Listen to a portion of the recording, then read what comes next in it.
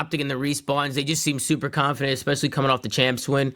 It just didn't seem like they could be stopped against Cloud9. And Cloud9, they're just, I don't know, man. Sometimes I feel like it's just the Paco and Dante show. Like Paco and Sib are just, every time I'm watching, I feel like Paco and Sib are going insane. And then Skies is kind of doing like the insight thing where, the interactions aren't really there. Like, I think they're all great players. It's just sometimes it doesn't seem like they're stepping up as much as they need to be. That was one thing with them in MW2, right? You saw Kismet and you saw Skies. Like, when they needed to step up, they stepped up. And sometimes I felt like I didn't see it this year. And I felt like that's where Optic took advantage. But what do you guys think? I mean, I'll say it now, because the season's over. Like, if you talk to anyone about this team, their practice has been inconsistent all year, and inconsistent practice leads to inconsistent results. And I'm sure y'all not surprised to hear that, considering how inconsistent they were online and inconsistent on land. I think they're going to head into an off season. We'll talk about it. Like, I think Skies and Kiz, I think, are probably up for a discussion about upgrading there. I think the tough thing is Kismet, I think, stepped up a lot towards the end of the season. He had a fucking weird champs, like a pretty bad one, but they still made good results. But he played decent at this tournament. I think this team just, I don't know, they have a systematic issue. I don't really think it's a personnel issue for the most part. Like, they just find a way to throw away a lot of advantageous situations, and it feels like when it comes to a lot of the top 4 teams, they just have matchup things where they just don't match up well against this Optic team. On top of that, their S&D game, it just hasn't been as good as it used to be. At that one point where they were pretty much running the fucking league in terms of search. But this series in particular, man, against Optic, Kenny had a fucking insane series. I'm still remembering that first hard point where he popped off. But he played really well for Optic. And on the Cloud9 side, they just didn't really have anyone playing too good. And ultimately, I still feel like they could have won that Rio hardpoint to force a map 5, but they kind of choked it at the end where Shotzzy made a play, and they pretty much ended up crumbling right at the finish line. So tough shit. I mean, Optic just had C9's number pretty much the entire year, and it kept going here. Mm-hmm. Pat, what did you think? Optic took down Cloud9. What did you think about Cloud9's performance? Kiss his ass. That's what I thought, Tom. He struggled this year. I thought of the champs. I expect this team to make rostered moves. I don't know about you guys. I think we were talking about this before. Y'all were like, Ben was like, FaZe need to change. This team is the one that needs to change. We'll get to FaZe in a bit. I am the only reason I don't really support that statement, at least when it comes to completely changing or maybe even dropping somebody, is that they had a great year in Modern Warfare 2, and then Modern Warfare 3 they struggled but still had decent results.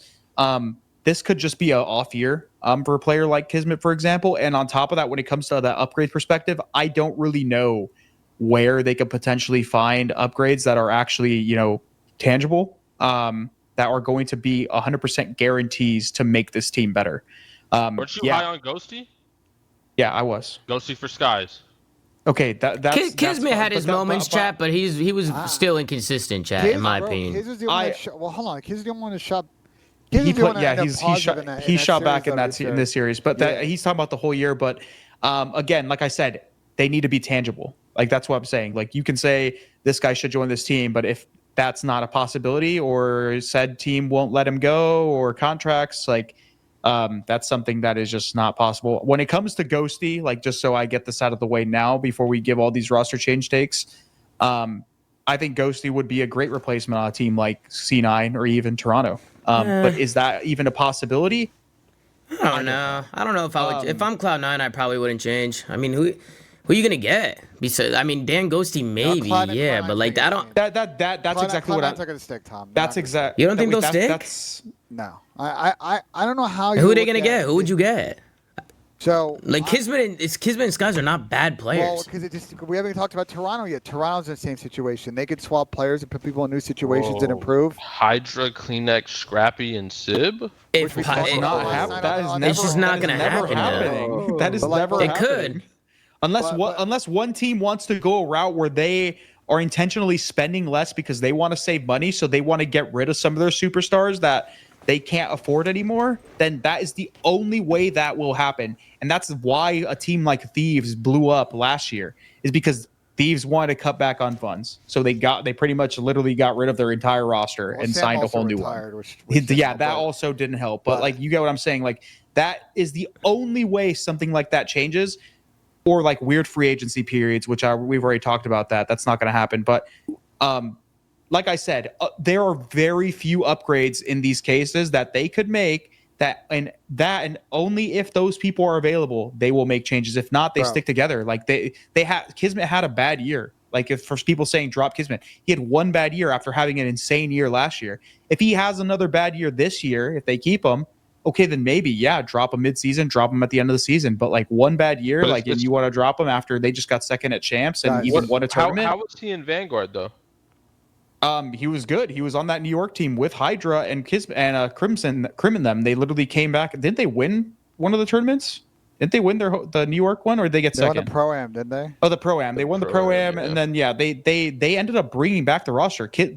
I'm asking how good was Kiz individually. He was good. The reason why he was good, or was he just like average? He was good. He was good. The reason why he stayed. Fine. The reason why he stayed on the roster after Vanguard was because he was good on that team. They brought in him. They brought in Paul X. New York started playing well. They won that Pro-Am. They started doing better at the events. Like, he played very good. He played very good at the New York Major, and was a big reason why they ended up qualifying for champs and making that run. Exactly.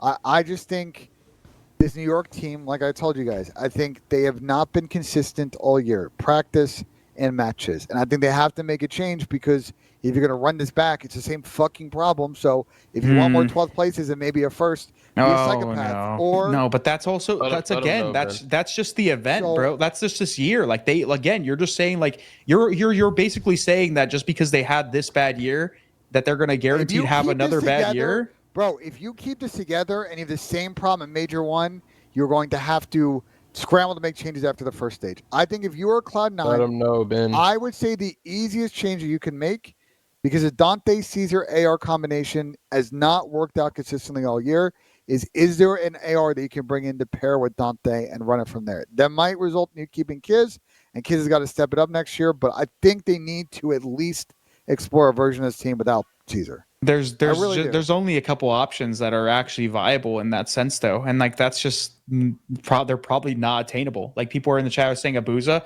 like, that could maybe work for sure. Ghosty, Abuzah's free agent. Ghosty could maybe work, but like, can they even get him?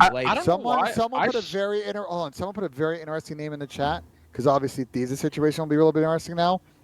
Could you see Formal? Would you do a Formal for Sky Swap? Hydra, Kismet, Sib, Formal. Is that even real? He's coming back yet? Like, I know he trolled on Twitch, but like, is that an actual thing? The way he's talking about it is, Pat, I think he's doing a little bit of a masterclass as a finesse master himself.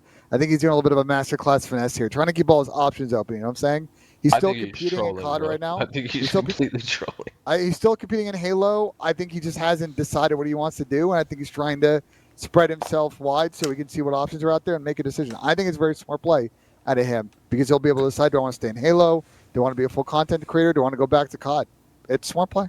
But I think he could fit on this roster potentially for Caesar, if you think about it.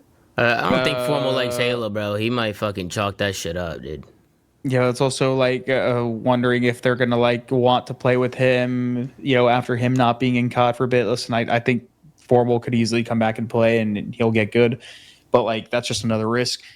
When this team, again, like, I don't, with the roster that they have now, I don't know if they take a big risk. I think they're gonna go for a safe pick if they do make a change, and those only safe picks I think that we can see are probably Abuzah, Ghosty, and maybe if something happens with like Toronto and Insight. I could imagine wanting to come back and scrim COD every day. People are saying Slasher, but yeah, it sounds miserable. Like, after the like, he's in a good situation to do whatever. People are saying Slasher because Slasher is a storied player who's like been pretty good, but again, I don't know these pros' views on like a person like Slasher anymore. Like, in terms of his stock, so that's also a possibility. Then we could.